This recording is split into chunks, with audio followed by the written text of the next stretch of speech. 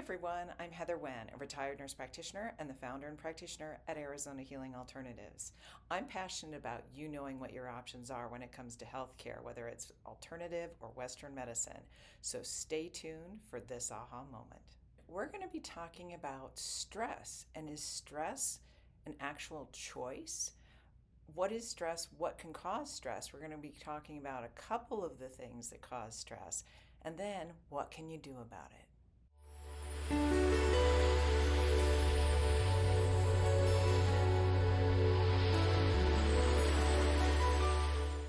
Okay, so when we use the word stress, that's a very broad term, isn't it? But stress can be something like, okay, you're stressing out the body by going and exercising. Okay, because that provides a stress to the body that then it breaks down to repair itself and the body gets stronger. So is all stress really bad?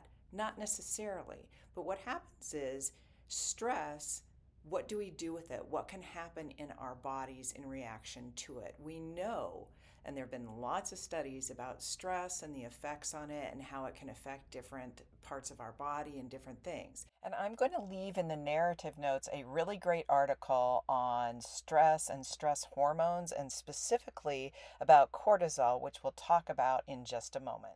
Let's go into what you can control and what you can't control. And if you can't control it, what can you do about it? So when we think about it, stress is oftentimes, if it's not a physical stress put on the body by, let's say, exercise or certain things in your job or whatever that are physical stresses on the body.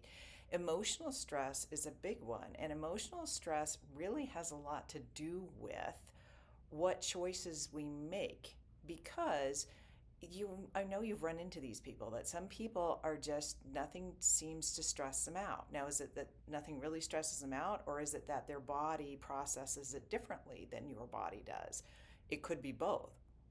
So what happens is, you can't control oftentimes what's going on around you. And where a lot of stress happens is we want to control everything. Of course we do. I do. Everybody does. We want to control our environment. We want to control what happens. We want to control outcomes of things. But there are certain things that are beyond our control, unfortunately, and that doesn't make a lot of us happy. So we can't control the way somebody else behaves or how they take care of themselves or they don't take care of themselves. We can't control sometimes things that are happening in the world, which can be very frustrating for people. About the only thing that you can control is your reaction to it. And I've done tons of videos on that. But basically, all we can do is control our reaction to stuff. So, you know that there are many people and many different ways that people handle and deal with stress. Well, what can happen is, in our bodies specifically, there's a chemical called cortisol. And oftentimes in there are naturopaths oftentimes run these blood tests that show you whether your cortisol is high, which is how your body is trying to handle that stress. But that can break down a whole bunch of other things in the body. If that cortisol is high, and it needs to be higher and lower at different times, and there's a lot of physiology that goes on with it, doesn't mean you don't want any cortisol at all. You couldn't run your bodily functions. But what it means is this body constantly in a fight or flight, running from a bear state, right? And if that's the case, what can you do about it? Well, first and foremost, we talk about things that can calm the mind, right? If you worry a lot, or if you, and when we've done some other, I've done some other videos on that, but if you're worrying a lot, there are different meditations, there's different hypnosis things, different things that you can do to try to manage that worry. Because honestly, when you worry about something, does it ever really change the outcome of it? No. Otherwise, worrying would be much more productive. If we worried about something and then it didn't happen, yay. But oftentimes, whatever's going to happen is going to happen anyway, and then we've wasted all this energy worrying about it. Also, some people may love that chaos and that adrenaline rush, and that's how they operate. They love to just have this stress, or they leave a project or homework or whatever to the last minute, and that's that adrenaline rush they need to get through it. Who's to judge? As long as the body's not breaking down, and as long as that person, they know that's how they function, then you can choose. If you don't function that way, you can choose whether you're going to react to it or not, because that's where the control lies, folks, is your reaction to it. And so with that, let's say you're doing your best. Let's say you're meditating. Let's say you're doing deep breathing. Let's say you're doing everything to not worry, or everything to not react to everything that's going on around you, and yet your cortisol is still high. Well, what can you do about that? Well, cortisol is affecting everything from your hormones to how, stress in general. It's a really, really important hormone. So, and it's a really important substance. So with that, there are lots of different things besides just meditation and breathing and yoga and all sorts of different practices like that. There are things that you can do, and you know how much I love naturopaths, or even Chinese medicine, acupuncture, and herbs. There are different acupuncture points that can help calm the system down and help with those kind of high cortisol levels. And also, what we also need to make sure is that we don't have cortisol levels that are too low, because that can cause another set of problems. That's a whole nother video.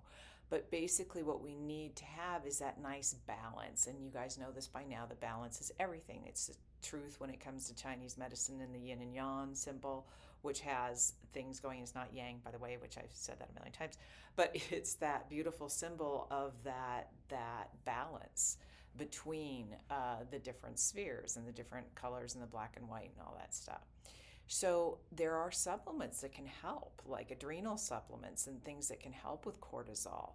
So there's supplements that can help with that. There's also corrections in TBM and what I do to try to help with those levels. But whatever it is you choose to do, it's important to know if you just are reacting to something, right? Well, it could be that that's cortisol, but it could be other hormone imbalances. There could be other imbalances in the body, like thyroid or other things like that, that can send us into a reactionary state. And so, as you all know, I say this over and over again, it's important to get your physical exams. It's important to get blood work done. It's important to find out what really is the issue, because is it really cortisol, or is it something else? Or is it that all that stuff is normal, but you just react better under stress, or you just react to things? Well, then you figure out in your life, does that work for you or not? Does it work to react that way? Does it work for those around you? Does it work or doesn't it, to see if that behavior even needs to change?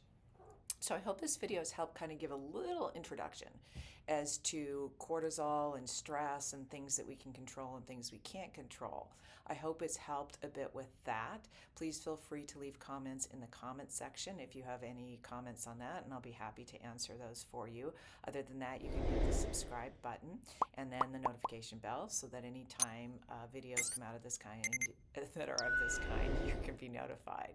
So whatever's going on in your life, choosing to either do something about it or choosing to do something differently to help your body feel it is best is what I hope you do. Take care and have a great day.